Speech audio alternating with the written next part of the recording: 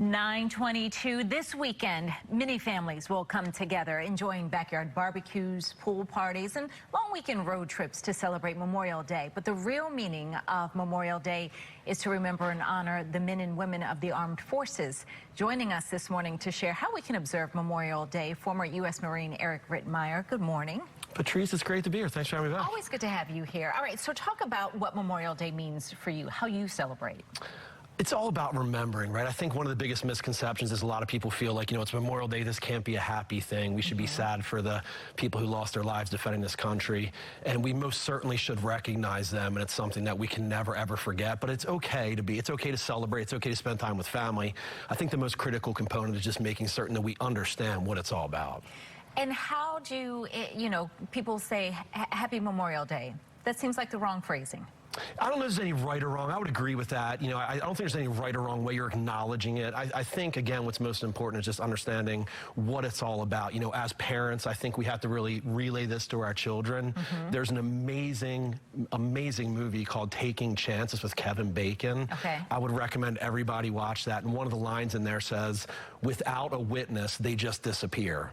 And I think what's most important is to never allow anyone to just disappear. Remember, respect, and honor. That is very powerful. All right, so how do you do that this weekend? I mean, you can have the conversations with family. Are there things you can do, places to go?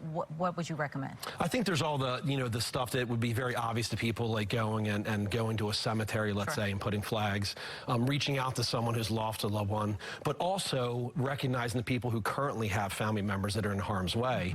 For a lot of people, we don't really think a whole lot about it. I refer to a lot of these wars as friends and family wars, meaning that if you have a friend or family member, you know what's going on. But for the people who have an active, someone who's actively serving, every day is very, very worrisome for them. Reach out to them.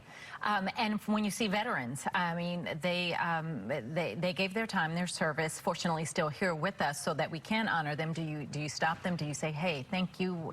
You make sure you recognize them on this day? 100%. We all bleed green, right? Anyone who served, anyone who raised that right hand, we all have the same logo on the front of our uniform. It's the American flag, regardless of what branch it was. Sure. We all bleed green. Recognize them, appreciate them, but again, never ever forget why we have and what we have. And you mentioned the families of those who lost family members in service.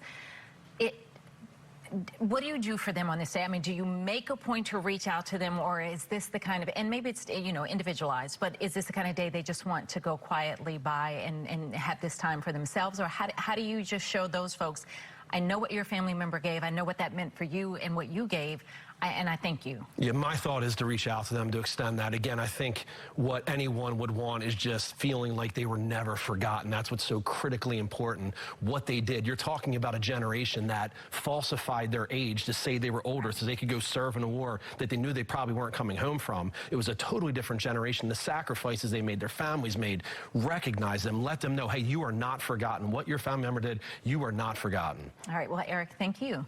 Appreciate what you do and what you've done. And I know this is a busy weekend for you because you go around spreading this kind of message and making sure that we don't forget. Spreading the love, Patrice. I appreciate you having me. So we thank you for coming in. Thank you.